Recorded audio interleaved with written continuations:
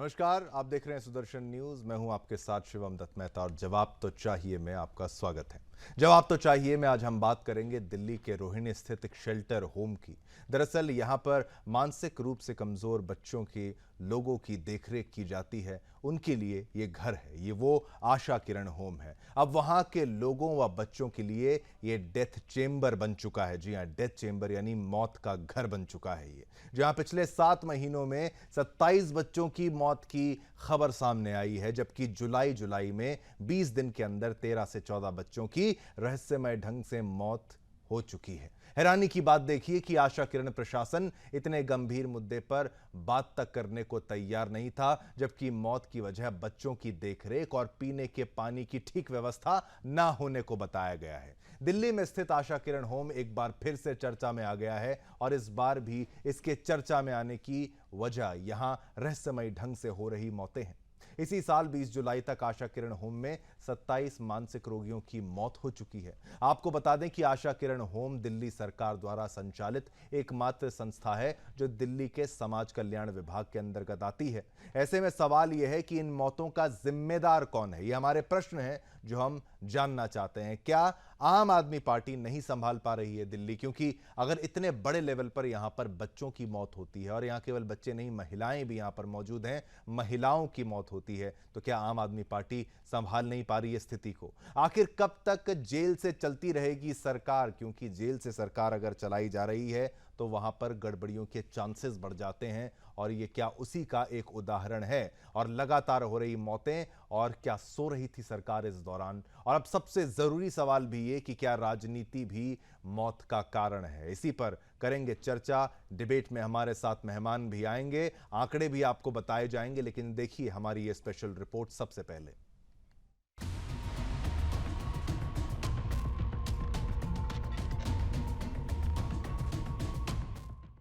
देश की राजधानी दिल्ली इन दिनों अव्यवस्था और कुप्रबंधन के भयानक चपेट में है। फिर चाहे वो थोड़ी सी बारिश में सैलाब में बदल जाने वाली दिल्ली की सड़कें हो, बेसमेंट हो, या बेसमेंट में डूबकर हुई छात्रों की मौत हो, या बुधवार रात हुई तेज बारिश के कारण गाजीपुर इलाके से मां और बेटे की मौत की खबर। आज दिल्ली के कोने कोने से इस प्रकार के सिस्टम फेल्योर की खबरें सामने आ रही है, जिनको नियंत्रित करने में दिल्ली की सत्ता में बैठी आम आदमी पार्टी की सरकार पूरी तरह से विफल नजर आ रही है। राजधानी में छात्रों की मौत पर आप सरकार पर उठने वाले सवाल जारी ही थे कि दिल्ली के रोहिणी स्थित मेंटली चैलेंज्ड बच्चों के लिए बनाए गए शेल्टर होम आशा किरण से जो खबर सामने आई है, उसने एक बार फिर से दिल्ली की आप सरकार और उसके नेतृत्व को एक बार फिर से कटघरे में खड़ा कर दिया है। वास्तव में रोहिणी स्थित आशा किरण होम में इस साल की शुरुआत से ही अब तक 13 बच्चों की रहस्यमयी हालात में मौत हो गई है, जिस पर राजस्व मंत्री आतिशी मारलेना ने संज्ञान लेते हुए एसीएस राजस्व को मजिस्ट्रेट जांच शुरू करने और 48 घंटे के भीतर रिपोर्ट देने का निर्देश दिया है। वहीं इस मामले पर दिल्ली बीजेपी महिला मोर्चा की राष्ट्रीय उपाध्यक्ष रेखा गुप्ता ने इस साल की शुरुआत से 27 बच्चों की मौत का दावा किया है। और ऐसे में सवाल यहाँ खड़ा होता है कि आखिर बच्चों की देखभाल करने वाला, दावा करने वाला ये शेल्टर होम और मेंटली चैलेंज्ड लोगों की रक्षा का दावा करने वाला ये शेल्टर होम उन्हीं लोगों के लिए काल का गाल कैसे बन गया, जिसकी रक्षा का दावा ये करते थे, जो राज्य की आम आदमी पार्टी की सरकार और उनके नेतृत्व पर भी बहुत बड़े सवाल खड़े करता है। Bureau report, Sudarshan news.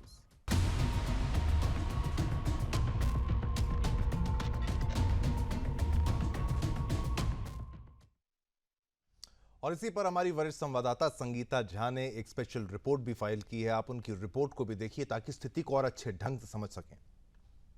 राजधानी दिल्ली की रोहिणी स्थित आशा किरण होम एक बार फिर चर्चा में बना हुआ है। दरअसल आपको बता दें कि रहस्यमयी हालात में कई जो बच्चे हैं उनकी मौत का मामला सामने आया है। लगभग 13 बच्चे की मौत का मामला सामने आया है, जिसकी जानकारी बाहर आते ही प्रशासनिक महकमे में हड़कंप मच गया है। जी हाँ, चौंकाने वाली रिपोर्ट से पता चला है कि पिछले महीने जुलाई में 20 दिन के अंदर 13 की रहस्यमयी हालात में मौत हो गई थी, जिसमें बच्चे भी शामिल हैं। इतनी मौतों से हर कोई हैरान है। आपको बता दें कि दरअसल होम में 27 मेंटली रिटायर बच्चे जो कि रहस्यमयी हालात में जिनकी मौत हुई है, और देखिए 13 की डेथ के ग्राफ से पता चलने पर एसडीएम की तरफ से फिलहाल रिपोर्ट तलब की गई है। आपको बता दें कि सूत्रों से पता चला है कि ज्यादातर लड़कों को अज्ञात कारणों से तबीयत खराब होने पर अस्पताल में भर्ती कराया गया। इलाज के दौरान उनकी मौत हो जाती है। जैसे ही 17 जुलाई, 19 जुलाई, 20 जुलाई को मेंटली रिटायर बच्चे अस्पताल में भर्ती कराए गए थे। सूत्रों ने बताया था कि बेसुध हालत में लाए गए थे, जिसके बाद उन्होंने दम तोड़ दिया। लगभग बाकी मौतें भी इसी तरह से आई है, ऐसा ही रिपोर्ट सामने आ रहा है। 13 मरने वाले 12 से 20 तक की उम्र के बताए जा रहे हैं। सवाल यह भी है कि इतनी सारी मौत जो है इसके असली। चलिए, ये तो हमारी स्पेशल रिपोर्ट थी संगीता की, लेकिन खबर को समझाने के लिए मैं आपसे कुछ आंकड़े भी शेयर करता हूं कि जनवरी में 3, फरवरी में 2, मार्च में 3, अप्रैल में 2, मई में 1, जून में 3 और 13 जुलाई में 13 ये मौत का आंकड़ा है। लगातार इतनी मौतें इस शेल्टर होम में हो रही हैं, तो क्या सरकार कर क्या रही थी और प्रशासन कर क्या रही थी? और जिम्मेदारी आज तय होनी चाहिए और जो जिम्मेदार है उसको सजा होनी चाहिए, क्योंकि क्या ऐसे ही बच्चे मर जाएंगे और सब कोई शांत बैठे रहेंगे? मैं चाहूंगा हमारे एक्सपर्ट्स जो हैं, हमारे मेहमान जो हैं, कुछ ही पलों में आपके टीवी स्क्रीन पर आएं और आपको सवालों के जवाब जो हैं, जो चाहिए वो आपको मिलेंगे। हम स्वागत करना चाहते हैं सभी का जो हमारे साथ जुड़े हैं। हमारे साथ संजीव वैद्य हैं, प्रवक्ता आम आदमी पार्टी के, आप आए, आपका धन्यवाद। अविरल मलिक हैं, प्रवक्ता भाजपा के, आपका धन्यवाद, आप यहाँ पर आए। हरीश शर्मा, चाइल्ड एक्सपर्ट, वो भी हमारे साथ इस वक्त मौजूद हैं। लेकिन ये मौत का घर, सबसे पहले सवाल मैं अगर करना चाहूँगा संजीव वैद्य जी, आपसे ही मैं सवाल की शुरुआत करूंगा। मैं आशा करता हूं सभी का ऑडियो जो है अनम्यूट है, म्यूट ना हो, ताकि यहां पर डिबेट जो है वो बाधित ना हो। इतने बच्चों की मौत होना, बच्चों की मौत का कारण जो है अलग अलग जगहों से पता चल रहा है, पीने का पानी, खाने से लेकर बीमारी, डायरिया और ओवर क्राउडेड उस पूरे संस्थान को, उस पूरी जगह को रखना, ये सारे कारण बताए जा रहे हैं। इतने बच्चों की मृत्यु के बाद अब किसकी जिम्मेदारी तय होगी? संजीव वैद्य जी, आप किसको आरोप के, आम आदमी पार्टी अब इसकी जिम्मेदारी लेती है कि उन्हीं के शासनकाल में ये हुआ है, उन्हीं के राज्य में हुआ है, उनके एडमिनिस्ट्रेशन में हुआ है, और बच्चों की मौत, सोचिए बच्चों की मौत इतने बड़े स्तर पर अगर हो जाए तो अब इसकी जवाबदेही बनती है। संजीव, आपसे शुरुआत करते हैं, आपको मौका, क्योंकि आपकी सरकार है। हाँ जी, मेहता जी, धन्यवाद आपको। देखिए, पहली बात तो ये है कि ये एक बहुत दुखद हादसा है और इस हादसे पर हम राजनीति करने की बजाय फैक्ट फाइंडिंग पर अगर हम बात करेंगे तो ज्यादा बेहतर होगा, क्योंकि ये जो शेल्टर होम है ये आज का नहीं है, काफी वर्षों पुराना है और हर राज्यों में ऐसे शेल्टर होम है। इंदौर में भी हादसा हुआ है ना, राजस्थान में भी हादसा हुआ है, दिल्ली में भी हादसा हुआ है। तो निस्संदेह ये बहुत दुखद हादसे हैं। बच्चे, हमारे नौनिहाल बच्चे, आगे चल के पता नहीं क्या बनते, लेकिन वो काल के गाल में समा गए हैं। मैं उनके लिए बहुत दुखी हूं मैं, और निस्संदेह, लेकिन इसके लिए जिम्मेदार कौन है, इसके लिए थोड़ा सा हमें जल्दबाजी होगी कहने में, क्योंकि एक फैक्ट फाइंडिंग टीम का गठन किया गया है। हमारे मंत्री अतिशी, उन्होंने जो है इस पर जैसे ही घटना की जानकारी मिली, उन्होंने तुरंत मजिस्ट्रियल जांच के आदेश दिए हैं और जांच शुरू होने के 48 घंटे के भीतर ही रिपोर्ट पेश करने का भी निर्देश दिया है। तो भाई जांच आयोग की रिपोर्ट आ जाए, उसके बाद ही हम बता सकते हैं कि इस हादसे के लिए कौन जिम्मेदार है। लेकिन ये तो तय है कि जो भी दोषी होगा उसके खिलाफ सख्त से सख्त कार्रवाई होना चाहिए, चाहे वो प्रशासनिक अधिकारी हो, चाहे पॉलिटिकल पर्सनालिटी हो, कोई भी हो। बच्चों से बड़ा कोई भी नहीं है। जो भी दोषी होगा उसके खिलाफ सख्त कार्रवाई होना चाहिए। बिल्कुल संजीव वैद्य जी, कार्रवाई होनी चाहिए, लेकिन ये आप देखिए, एनसीडब्ल्यू चेयरपर्सन रेखा शर्मा वहां जब पहुंची तो उन्होंने जो प्रतिक्रिया वहां पर दी, तो उनको कहना है कि सीएमओ ने कहा कि मैंने लेटर लिखा था, सरकार ने जवाब नहीं दिया, जो भी वहां पर परेशानियां थी उसके बारे में बताया जा रहा था, लेकिन सरकार कुछ नहीं कर रही थी, सरकार ने कोई एक्शन नहीं लिया। आप सोचिए, अगर सरकार एक्शन नहीं लेगी तो जिम्मेदारी क्या है? एक एक डॉर्मेट्री में 3 से 35 बच्चों को रखना, जबकि वहां पर जो कैपेसिटी है 15 से 20 बच्चों की है। ये एक कारण बताया जा रहा है। आया को आप वहां पर 5 महीने से कहा जा रहा है, ये तमाम जितने भी स्टाफ हैं, 17 नर्सिंग ऑफिसर्स, 50 एएनएम, 240 आया आंटियां जो वहां पर हैं, 5 महीने से उनको सैलरी नहीं दी जा रही है। आपने इंदौर का जिक्र किया, राजस्थान का जिक्र किया, लाइए आप मुद्दे अवश्य उठाइए, बीजेपी की प्रवक्ता जवाब देंगे, लेकिन दिल्ली के इस मामले में इतनी ज्यादा त्रुटियां हैं, इतने ज्यादा लूप होल्स हैं। 500 बच्चे से अधिक आप यहां पर रखते हैं, 10 साल से भी ज्यादा आपकी सरकार है, उससे पहले कांग्रेस थी। अब क्या होगा अगर सीएमओ चिट्ठी लिख रहा है, उसका जवाब नहीं आ रहा है? किसको जिम्मेदार बताएंगे? और कमियां तो और डिबेट खत्म हो जाएंगी, कमियां नहीं खत्म होती। इस पूरे आशा किरण होम में इतनी ज्यादा कमियां हैं, पहले आपका इस पर जवाब सरकार क्यों नहीं दे रही थी तब? अब क्यों? अब तो जांच करनी पड़ेगी, अब तो परेशानी हो चुकी है, बच्चे मारे गए बेचारे। देखिए, रेखा शर्मा जी भी वहां पहुंचे, उनके पास भी कोई ऐसा कोई फिगर नहीं थे और ना ही ऐसी कोई चिट्ठी अभी तक सामने आई है। मैं सिर्फ इंतजार कर रहा हूँ उस रिपोर्ट आने का। एक बार वो रिपोर्ट आ जाए उसके बाद हम फिर जरूर इस बारे में बात करेंगे और जो भी दोषी होगा उसके खिलाफ सख्त कार्रवाई जरूर होगी, ये मैं आपसे जरूर बोल रहा हूँ। मैं बार बार बोल रहा हूँ, जो भी दोषी हो उसके खिलाफ कार्रवाई होना चाहिए, ये तय बात है। ठीक है, चलिए, आप कह रहे हैं कार्रवाई होनी चाहिए, ये तय बात है, लेकिन इतना सीधा नहीं है, क्योंकि काफी समय से मौत के आंकड़े आ रहे हैं और बच्चे डायरिया से मर रहे हैं, महिलाएं डायरिया से मर रही। जुलाई में 38 केसेस, 14 महिलाएं, ये जो आंकड़े वहां से रिपोर्ट्स आ रहे हैं वो बता रहा हूं। प्राइमा फेसी पानी कंटामिनेटेड, फिल्टर नहीं है वहां पर, देखिए पीने का पानी छोड़िए, वहां फिल्टर नहीं है, बच्चे डायरिया से मर रहे हैं, टीबी, तमाम चीजें, इतनी बीमारियां हैं। सोचिए, ये तो बिल्कुल नेग्लिजेंस के कारण सब कुछ हुआ है। अविरल मलिक, ये अब राजनीतिक मुद्दा है कि नहीं मुझे पता नहीं, लेकिन बच्चे मारे गए और मैं ये सोचता हूं कि दुख होता है मुझे ये बोलते हुए, बच्चों का मरना, और वो भी आप सोचिए जिनके माँ बाप ना हो, क्या ये उनकी गलती है? या जिनका परिवार नहीं है, ये उनकी गलती है? भावुक मैं हो जाता हूं, लेकिन क्या किया जाए, राजनीति ही चलती रहेगी क्या? अगर आप सोचिए किसी स्कूल से ऐसी खबर आती तो क्या माँ बाप छोड़ते, सरकार गिरा दी जाती?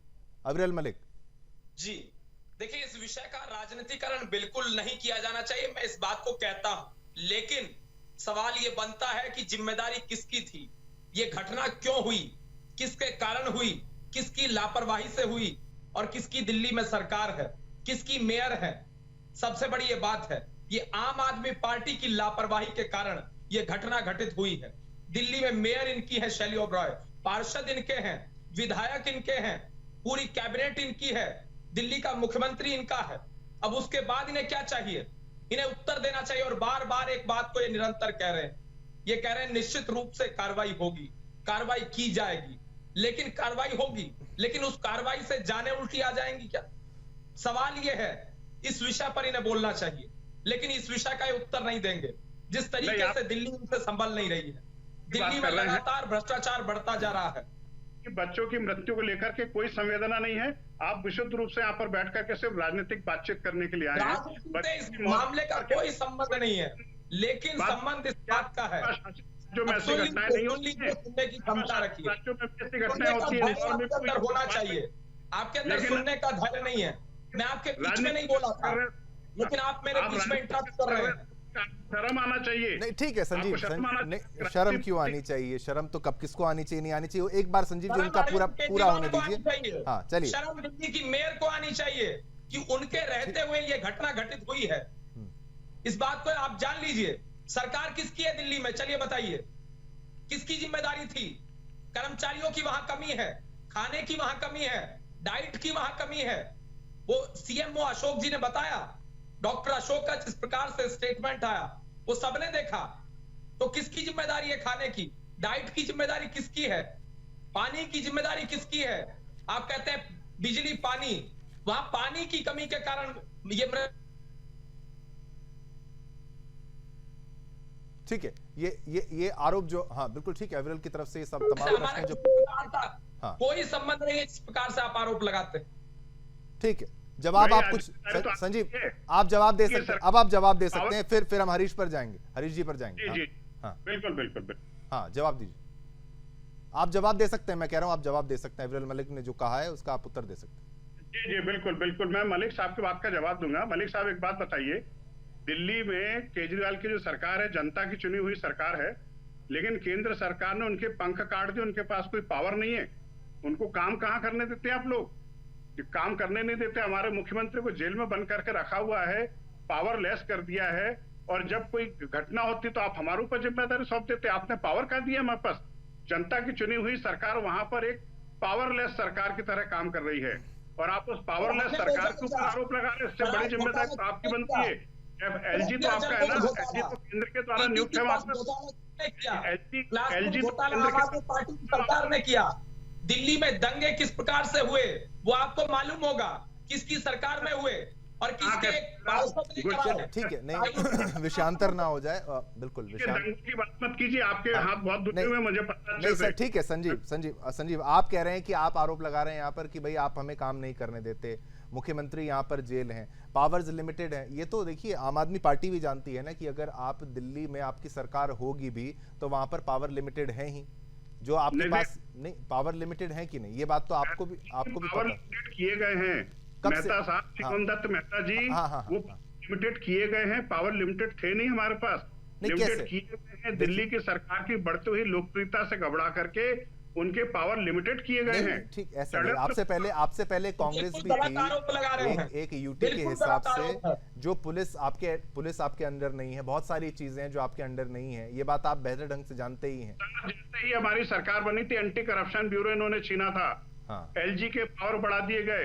आज दिल्ली के प्रत्येक मुख्यमंत्री को कोई निर्णय लेना पड़ता है तो फाइल एलजी के पास जाती है, एलजी से मिलने के बाद वो काम होता है, अदरवाइज वहां पर दिल्ली की सरकार के मंत्रियों का काम हो गया। सब्सिडी घोटाला, यमुना सफाई घोटाला, टैंकर घोटाला, दवा घोटाला, ऑक्सीजन घोटाला, स्ट्रीट लाइट घोटाला, लंबी फहरिस्त है आपके घोटालों की।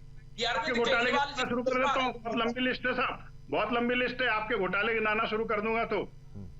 चल ठीक है, आरोप प्रत्यारोप, घोटाला 1 रुपए का घोटाला नहीं है हमारा। हाँ ठीक है, चलिए ये आप दोनों की नहीं ये बहुत सीरियस विषय है, आप दोनों की बातों को मैंने यहाँ पर लिया। हरीश शर्मा हमारे साथ हैं, चाइल्ड एक्सपर्ट, वो भी जुड़े हुए हैं। हरीश जी, इस पूरी घटना को जब आप देखते हैं तो मैंने तो कुछ पॉइंटर्स यहाँ पे आपको बताए ही हैं कि भाई 250 की जगह है, 400 से ज़्यादा यहाँ पर रह रहे हैं, 2 महीने से टॉयलेट्स की कोई व्यवस्था वहाँ पर ठीक नहीं है। सोचिए कोई बीमार बच्चा या कोई महिला या पुरुष जो भी है वहाँ अगर इस्तेमाल करता है ऐसे शौचालय का तो वो बीमारियाँ और ज़्यादा फैलती हैं। एक तरीके से ये क्रिमिनल नेग्लिजेंस जिसको कहा जाता है उसकी श्रेणी में ये आ जाता है सब कुछ। और ठीक है, ये कहेंगे कि नहीं बीजेपी आम आदमी पार्टी आपस में इन दोनों के आरोप प्रत्यारोप रहते हैं, लेकिन ये एडमिनिस्ट्रेशन वहां पर आम आदमी पार्टी का है, सरकार की जिम्मेदारी है। आपकी क्या टिप्पणी रहेगी इस मामले पर? हरीश शर्मा जी।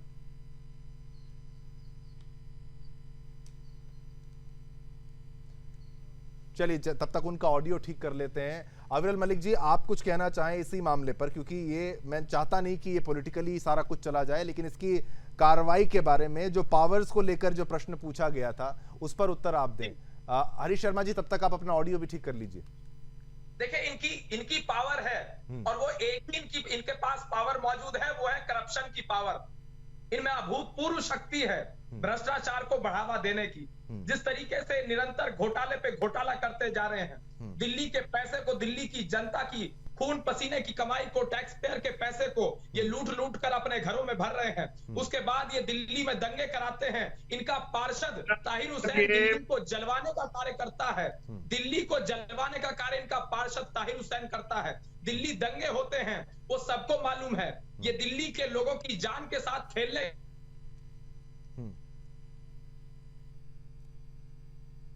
ठीक है, नेटवर्क यहाँ पर इशू कर रहा है थोड़ा सा, लेकिन कोई बात नहीं। हाँ, आप कंटिन्यू करिए अविरल जी, आप अपनी बात को कंप्लीट करिए, फिर मैं आता हूँ जी।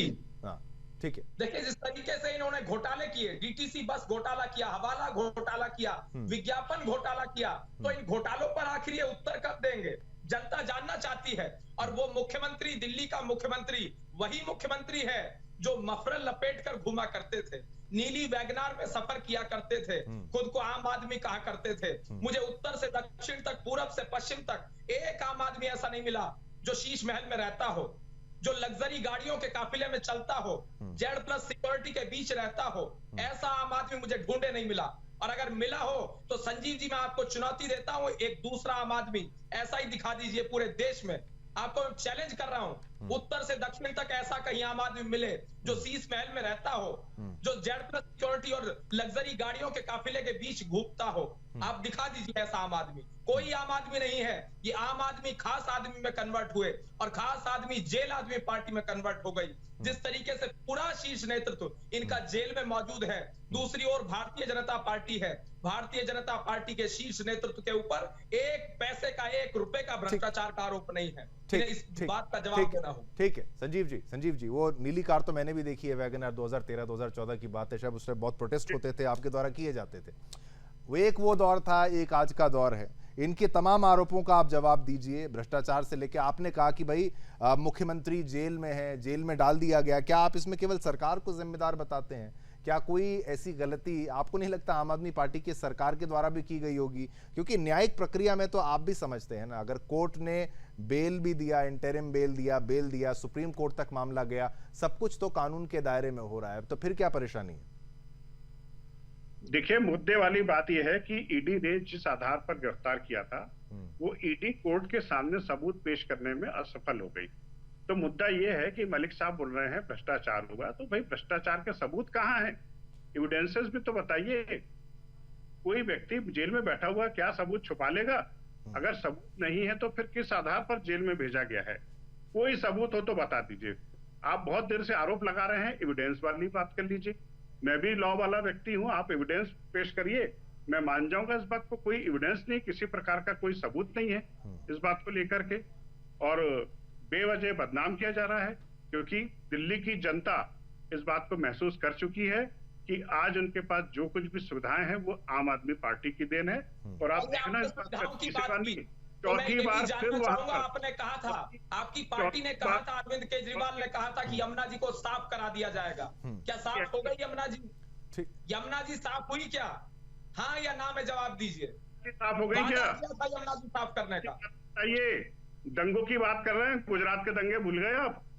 कैसे हुए थे, किसने कराए थे? की बात यहाँ बैठकर मत करिए के मुद्दे पे। हाँ, आप भी इधर की बात मत कीजिए। मैं तो आपसे बोल रहा हूँ ना कि मूल मुद्दा है ना, उस पर बात कीजिए ना। ये कौन से मुद्दे लेकर के आ गए? वही तो मैं कह रहा हूँ ना कि इस मुद्दे पे राजनीति नहीं। आप देखिए, मेरा कहने का देखिए, फिर वापस अगर मुद्दे पे किया जा रहा है। नहीं, ठीक है, वापस मुद्दे पर भी आते हैं अगर, तो मैं ये आपसे पूछ रहा हूँ कि इस पूरे मामले में किसके अंडर ये पूरा आता? अगर वो शेल्टर होम की बात भी अगर की जाए तो किसके अंडर वो जिम्मेदारी आती है? कौन सा मंत्रालय, कौन सी मिनिस्टर, किसके पर ये जो है जिम्मेदारी तय तो की जाएगी ना? अब किस पर आप कहेंगे कि भाई वो कहते हैं कि भाई हमारे पास स्टाफ नहीं, और तो उसमें ये निकला है कि रजिस्टर नहीं था, ट्रेंड स्टाफ नहीं थे। अब मजिस्ट्रेट जांच की बात की गई है और वहां स्वाति मालीवाल पहुंची हैं, वो कह रही हैं क्रिमिनल नेग्लिजेंस, कह रही हैं गीता, श्रुति माल न्यूट्रिशन। खैर, तब तक हरीश जी भी हमारे साथ हैं। हरीश शर्मा जी, आपकी आवाज शायद इस वक्त ठीक हो चुकी है।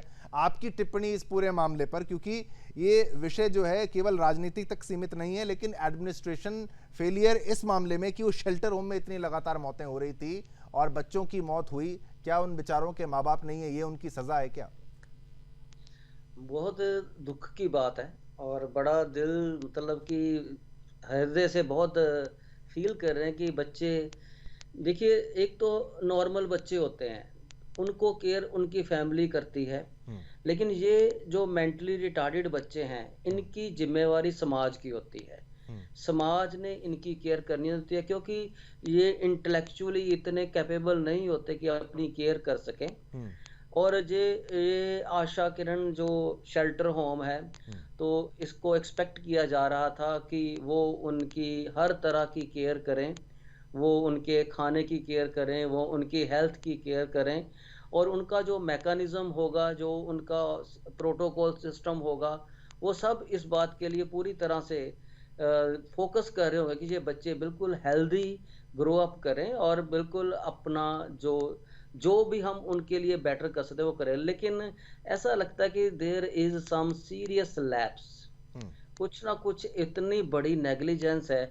और ये भी देखिए कि आप जनवरी से लगातार डेथ्स हो रही हैं और कोई भी सिस्टम, कोई भी ऑफिसर, कोई भी, मतलब कि कोई भी गवर्नमेंट इसको सीरियसली टेकअप नहीं कर रही। और जब बहुत बड़े लेवल पे डेथ्स हुई, एक ही मंथ में इतनी सारी डेथ्स होगी जुलाई के मंथ में, तो अब they are taking it seriously, now they are taking note of it.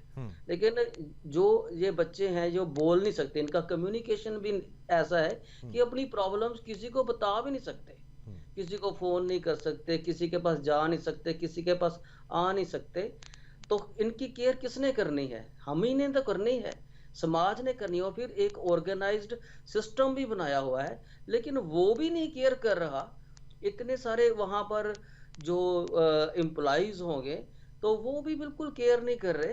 तो मुझे तो मतलब कि बड़े दुख से कहना पड़ रहा है कि अगर ऐसे समाज में, ऐसे सिस्टम में हम रह रहे हैं, तो इन बच्चों की अगर हम केयर नहीं कर सकते तो ये बहुत ही दुख की बात है। हम बिल्कुल क्या बताएं, कोई वर्ड नहीं मिल रहा इस तरह के सिस्टम के अगेंस्ट बोलने के लिए कि जो इन बच्चों की केयर नहीं कर सकता तो वो और किसी की क्या केयर कर सकता है। ये बच्चे बेचारे बहुत ही परेशान होते होंगे क्योंकि इनके माँ बाप भी नहीं हैं जो इनके दुख को बिना इनके शब्दों से समझ सकें, लेकिन जो एम्प्लॉइज हैं शायद वो भी नहीं समझ रहे थे। वो अब ये जुलाई का मंथ है और हम देख रहे हैं कि दिल्ली में बार बार पानी की जो है फ्लड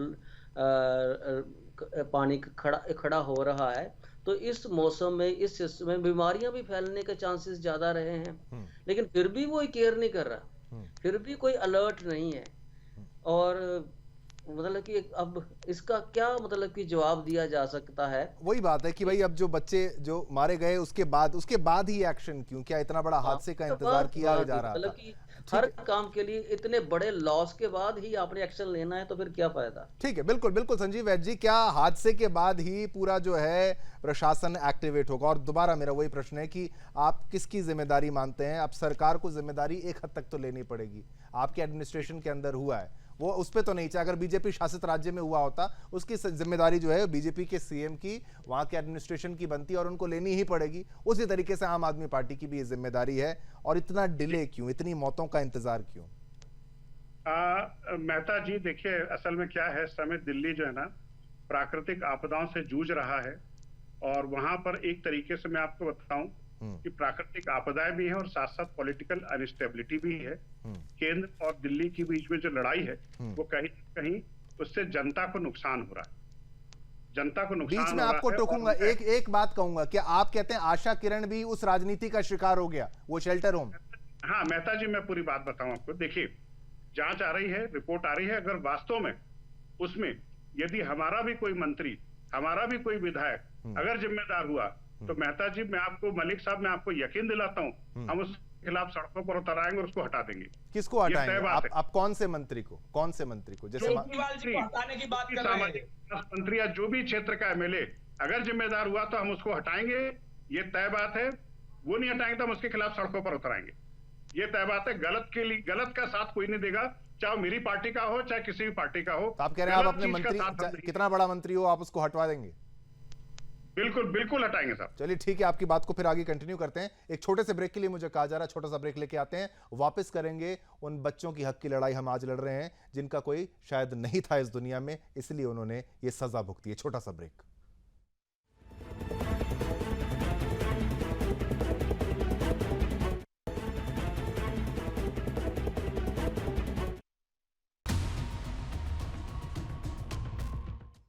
चलिए वापस आते हैं, इसी मुद्दे पर बात कर रहे थे हम आशा किरण होम में बच्चों की हुई मृत्यु पर, महिलाओं की हुई मृत्यु पर, जहां पर आंकड़ा शर्मिंदा करने वाला है, चौंकाने वाला है। जनवरी में 3, फरवरी में 2, मार्च में 3, अप्रैल में 2, मई में 1, जून में 3, जुलाई में 13 बच्चे। संजीव जी, आप अपनी बात को आगे बढ़ाएं, आप अपनी बात पूरी कर सकते हैं। आपने कहा बच्चियों को न्याय दो, न्याय दो, न्याय दो, बच्चियों को न्याय दो, न्याय दो, न्याय दो, बच्चियों को न्याय दो, न्याय दो, न्याय दो, आतिशी इस्तीफा दो, इस्तीफा दो, इस्तीफा दो, आतिशी इस्तीफा दो, इस्तीफा दो। एएनआई से लाइव तस्वीरें हम आपको दिखा रहे थे, इस वक्त की लाइव तस्वीरें जो वहां पर मौजूद थी। आप अपने जवाब को आगे बढ़ा सकते हैं संजीव जी, आप ही को मौका है। लेकिन मुख्य तौर पर यही बात है कि आंकड़ा आपने कहा था इस वक्त प्राकृतिक आपदाओं का दौर है, लेकिन जनवरी से अगर ये सब कुछ हो रहा है, काफी समय से हो रहा है, तो फिर किसको बोलेंगे, फिर किसको जिम्मेदार ठहराएंगे? मंत्री कौन सा मंत्री? क्या आतिशी का इस्तीफा मांग रहे हैं? क्या आतिशी पर कार्रवाई होगी? भाई मैंने आपसे वही कहा है कि हमने एक जांच कमेटी गठित की है, 48 घंटे में उसकी रिपोर्ट आ जाएगी और इस रिपोर्ट के बाद ही पता चल पाएगा कि कौन है इसका जिम्मेदार। जो भी होगा जिम्मेदार, चाहे वो हमारे साइड से हो चाहे किसी भी साइड से हो, जो जिम्मेदार होगा उसके खिलाफ कार्रवाई अवश्य होगी, ये तय बात है। ठीक है, आप ये रिपोर्ट 48 घंटे तो देख लीजिए साहब, 48 घंटे हो जाने दीजिए, रिपोर्ट सामने आ जाएगी, पूरा दूध का दूध पानी का पानी स्पष्ट हो जाएगा कौन है इसके लिए जिम्मेदार। लेकिन अब प्रशासन के लिए बार बार जो बीजेपी पर आरोप लगाया जाता है, वो आपको नहीं लगता उससे जनता सफर करती है? आपकी अगर राजनीति का इशू है आम आदमी पार्टी का बीजेपी से, और आप समझ सकते हैं कि आप समझ रहे हैं कि भाई दिल्ली में शासन चलाना अगर मुश्किल है, तो फिर नैतिक तौर पर आप क्या सोचते हैं, क्या जनता की भलाई के लिए क्या किया जा सकता है? सरकार में रहा जाना, नहीं रहा जाना? जनता की भलाई के लिए सबसे अच्छा तरीका ये है कि एक दूसरे के ऊपर राजनीतिक आरोपों से बचे, राजनीतिक आरोप प्रत्यारोप को इसमें ना आने दें और दिल्ली की जनता को जो कुछ भी चाहिए वो हम उन्हें उपलब्ध कराएं, है ना। भाजपा आप पे आरोप लगाती है, आप भाजपा पे आरोप लगाती है, तो इस प्रकार के आरोप प्रत्यारोपों से जनता को नुकसान होता है। देखिए, भाजपा को नुकसान नहीं होगा, आपको नुकसान नहीं होगा, राजनीतिक दल हमेशा बने रहेंगे, लेकिन जनता को जो ह्यूमन लॉस होता है ना, हाँ। मैं हरीश जी की बातों सुनकर के मुझे भी आंखों में आंसू आ रहे थे कि वास्तव में जो बच्चे हैं बेचारे, मतलब उनकी मौत हमें झकझोर रही है और दूसरी तरफ हम राजनीतिक आरोप प्रत्यारोप में लगे हुए हैं। एक थोड़ी देर के लिए हम सिर्फ ये प्रवक्ता हटा दें, थोड़ी देर के लिए हम हटा दें, तो देखिए ऐसा नहीं है कि घोटाले दूसरी जगह नहीं होते, गड़बड़ी दूसरी जगह नहीं होती, लेकिन उनका राजनीतिकरण करना दुरुपयोग गलत होगा। ये राजनीतिकरण से बचें और वास्तव में जनता के लिए काम करें, बच्चों के लिए काम करें और उनके लिए संवेदनशील बने। संजीव जी, वही तो मैं कह रहा हूं, आप कह रहे राजनीति ना करें, लेकिन आप यही सोचिए कि ये बच्चे बेचारे, ये परेशान बच्चे थे जिनके माँ बाप नहीं होते, यही इसका अगर आप सोचिए, थोड़ा सिनेरियो बदल दीजिए, अगर वो बच्चे होते जिनके माँ बाप यहाँ पर होते तो क्या हश्र हो रहा होता, क्या होता, जमीनी हकीकत क्या बदल जाती। चलिए कोई बात नहीं, आपने अपने जवाबों को दिया। अविरल मलिक जी, आपका काउंटर इस पूरे मामले पर, राजनीति हो नहीं हो, जनता सफर कर रही है वो दिख रहा है, और इस पूरे शेल्टर होम के मामले में इतनी नेग्लिजेंस, आपको क्या लगता है कौन जिम्मेदार है? आप तो आरोप लगा सकते हैं, आप तो आम आदमी पार्टी से नहीं, ये कहते हैं कि हम कार्रवाई करेंगे, लेकिन आपको इमीडिएटली क्या नजर आ रहा है, क्योंकि आप दिल्ली को समझ रहे हैं? जी देखिए, संजीव जी ने एक बड़ी खूबसूरत बात की, इन्होंने कहा संवेदनशील होना चाहिए। तो इस चिट्ठी को कृपया करके अरविंद केजरीवाल को लिखें, इस चिट्ठी को आतिशी को लिखें, मेयर को लिखें, उन्हें कहें कि संवेदनशील उन्हें होना चाहिए। ये हमें ना पढ़ाएं, क्योंकि सत्ता में वो लोग हैं, हम दिल्ली में सत्ता में नहीं है। इस बात को इन्हें समझ लेना चाहिए। अब हमारे संजीव जी, जवाब तो आने दीजिए, जवाब तो आने दीजिए। हाँ बोलिए अविरल, आप बोलिए। हाँ, देखिए, सरकार इनकी है तो निश्चित रूप से जिम्मेदारी भी इनकी है। जनता ने इन्हें चुना है, जनता ने अपना वोट इन्हें दिया है और इनकी जिम्मेदारी बनती है कि जनता के हित में काम करें। लेकिन ये जनता के हित में कार्य नहीं कर रहे हैं, ये अपने हित में कार्य कर रहे हैं। इनके लिए स्वार्थ सर्वोपरि है, हमारे लिए राष्ट्र सर्वोपरि है। यही फर्क है भारतीय जनता पार्टी में और आम आदमी पार्टी में। ये सो कॉल्ड आम आदमी, इन्हें दिल्ली की जनता की भलाई के लिए कुछ काम करना चाहिए। ये किस मुंह से जाएंगे आखिर दिल्ली की जनता से वोट मांगने के लिए आगामी विधानसभा चुनाव में? हमारी 7 में 7 लोकसभा सीटें आई हैं। क्यों आई हैं? क्योंकि जनता के लिए हमने काम किया है, जनता ने हमारे ऊपर भरोसा जताया है। लेकिन इन्होंने क्या किया? इन्होंने जनता को चूसने का काम किया, जनता के साथ अन्याय करने का काम किया, जनता का खून चूसा, जनता को जिस प्रकार से मुसीबतों में डालने का इन्होंने काम किया, ये बहुत निंदनीय है, बहुत दुखद है। इन्हें इस बात का इन्हें पाप लगेगा, अरविंद केजरीवाल को भी पाप लगेगा इस घटना का, क्योंकि इनकी जिम्मेदारी बनती है और इनके कारण ये घटना घटित हुई है। पानी की कमी के कारण हुई है, खाने के कारण हुई है, जिस प्रकार से खाने की कमी वहां पर मौजूद थी। तो इस विषय पर इन्हें बोलना चाहिए। क्यों संजीव जी नहीं बोल रहे हैं आखिर? संजीव जी, जवाब। देखिए, मैं फिर वही बोल रहा हूं कि आप राजनीतिकरण कर रहे हैं मुद्दे का। एलजी जो बैठा हुआ दिल्ली में, आधी तो शक्तियां एलजी के पास है। लेफ्टिनेंट गवर्नर बैठा देखिए एलजी लेफ्टिनेंट गवर्नर को तो केंद्र सरकार ने नियुक्त किया ना। का प्रयोग मत करिए लेफ्टिनेंट संजीव गवर्नर। जी, एक बात बिल्कुल ठीक है, आपका मतभेद हो सकता है। मंत्री जब काम करता है तो उसको फाइल पहले एलजी के पास लेकर के जाना पड़ती है, उसके बाद परमिशन मिलती तब वो काम कर पाता है। तो एलजी तो आपका ही आदमी है, केंद्र सरकार का एजेंट बैठा हुआ वहां पर, वो भी तो जिम्मेदार है। फिर आप पूरी तरीके से एक पार्टी का बिल्कुल सही बात, आपने जिम्मेदारी की बात की। एक संवैधानिक पद है, ऐसे संवैधानिक पद है संजीव जी। नहीं, एलजी बैठा हुआ है ये नहीं बोल सकते, बैठे हुए हैं। जिस तरीके से राष्ट्रपति जी, देखिए वही सीक्वेंस है, उसको आप समझिए ना, ऐसे तो नहीं कर सकते सेंटर और स्टेट में। एलजी साहब जो है वो तो केंद्र के नियुक्त है ना, केंद्र के द्वारा उनके पास है, हमारे पास तो कोई पावर ही नहीं है वहां पर। तो आप एक पार्टी को कैसे जिम्मेदार ठहरा सकते हैं? बिल्कुल, चलिए मैं बताता हूँ। इस मुद्दे पर आपने एलजी से कितनी बार संपर्क किया? मेरा प्रश्न है आपसे। चलिए, हाँ, ये भी प्रश्न ठीक है। के लिए कितनी बार आपने एलजी से संपर्क किया? और अगर आपने किया हो तो उसका एविडेंस दिखाइए, प्रूफ दिखाइए, किस आधार पर आप कह सकते हैं कि आपने एलजी से संपर्क किया? ठीक, ठीक। बताइए आप। संजीव जी, ये देखिए, मैं कह रहा हूं कि हर मामले में लेफ्टिनेंट गवर्नर को अगर आप यहाँ पर लाएं, उन्हीं को कहें, तो देखिए आपकी भी तो सरकार है, फिर चल क्या रहा है? मतलब दिल्ली सरकार चल कैसे पा रही है? अगर इतनी ही दिक्कत है तो मतलब एडमिनिस्ट्रेशन चल कैसे पा रहा है? आप हर साल जीत भी रहे हैं, मतलब हर बार जब चुनाव आता है आप जीत भी पा रहे हैं। ऐसा तो नहीं कि आप कुछ काम ही नहीं कर पा रहे होंगे, कुछ तो कर पा रहे होंगे। जो कर पा रहे हैं उसके लिए वोट मिल जा रहा है, तो फिर वो उसको भी अगर ऐसे ही रोकना होता तो सेंट्रल गवर्नमेंट तो वो भी रोक लेती ना, अगर इतनी ही राजनीति होती तो। भाई कोशिश तो पूरी की, लेकिन दिल्ली की सरकार के पास जनादेश है। आपने खुद ही कहा कि हम लोग जीत रहे हैं। हाँ। आगे भी जीते, क्योंकि दिल्ली की जनता हमारे साथ में है। अगर जनता को कुछ गड़बड़ लगता तो हमारा साथ नहीं देती, लेकिन आज हमारे साथ में है। अब 70 में 70 विधानसभा सीटें भारतीय जनता पार्टी जीतेगी, इस बात को आप नोट करके रख लीजिए। और ये डिबेट निश्चित रूप से इतिहास में एक प्रकार से इतिहास के अंक में दर्ज निश्चित रूप से हो जाएगी। जिस प्रकार से भारतीय जनता पार्टी 7 में 7 लोकसभा सीटें जीती है, उसके आधार पर मैं कह सकता हूं कि 70 में 70 सीटें भारतीय जनता पार्टी दिल्ली विधानसभा चुनाव में जीत रही है। ठीक है संजीव, इसके पहले भी 7 में से 7 बीजेपी जीती है। हाँ। दिल्ली की जनता का जो नेचर है ना, लोकसभा का पैटर्न वोटिंग का और लेजिस्लेटिव असेंबली का नेचर है। हाँ। वो नेचर वास्तव में वही है कि केंद्र में बीजेपी, राज्य में आप। इसके पहले भी 7 जीत चुकी है। नहीं, ठीक, लेकिन संजीव जी, अब एक मामला ये भी है कि जो भ्रष्टाचार का आरोप अरविंद केजरीवाल जी पे, आपकी पार्टी पर, एक वो मुद्दा। अब ये जो आईएएस कोचिंग सेंटर में जो डेथ का जो मामला है, जो मृत्यु वहां पर भी आपका मामला, अब उस पर भी राजनीति वाली बातें। ये सारा कुछ जो हो रहा है, आपको नहीं लगता एक पहाड़ बन रहा है आरोपों का, गलतियों का, फेलियर्स का, जिससे बचा जा सकता था? क्योंकि आप यही तो दावा करते हैं ना कि हम स्कूल्स पर, एडमिनिस्ट्रेशन पर, पानी पर, पोल्यूशन पर, ये हमारा फोकस है, आम आदमी पार्टी, आम लोगों की सरकार। लेकिन वहां अगर ये फेलियर्स हो रहे हैं तो फिर आपको नहीं लगता आने वाला चुनाव जो है वो थोड़ा मुश्किल हो जाएगा, अपर ग्राउंड मिल जाएगा बीजेपी को ऐसे ही करते रहेंगे तो? जी बिल्कुल, आने वाले भविष्य की तो कुछ नहीं बोल सकते, तेल देखें, तेल की धार देखें। लेकिन ये तय जरूर है कि दिल्ली में समस्याएं बहुत हैं। हमारी सरकार के पास पावर नहीं है। प्राकृतिक आपदाएं ऊपर से अलग आती, भाई प्राकृतिक आपदाओं का कुछ नहीं किया जा सकता।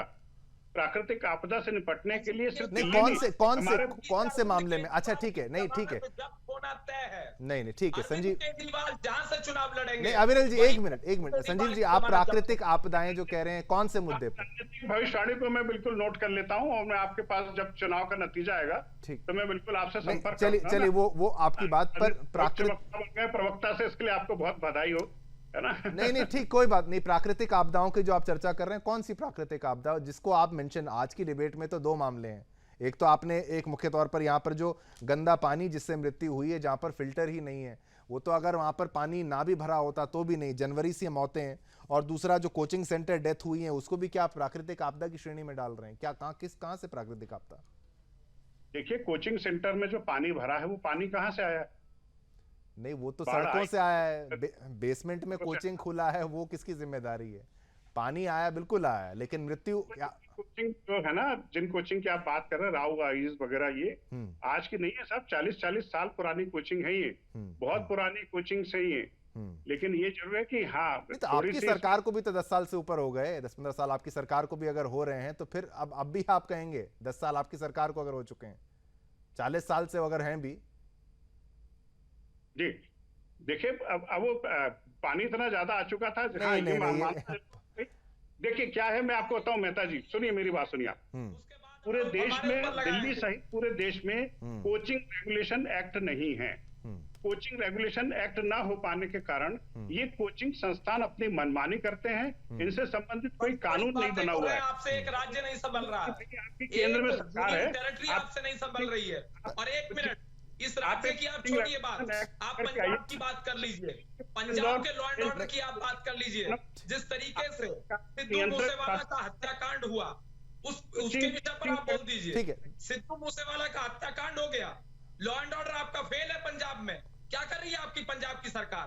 ना पंजाब की सरकार कुछ कर पा रही है भगवंत मान की, ना अरविंद केजरीवाल की सरकार कुछ कर पा रही है। उसके बाद हमें आप ज्ञान देने चले आए। आपकी सरकार क्या कर रही? गिनाऊं मैं? आपका व्यापम घोटाला याद है ना आपको? मैं गिना देता हूं अपनी सरकार की। चलिए चलिए, ये आरोप प्रत्यारोप का दौर जो है वो चलता रहेगा।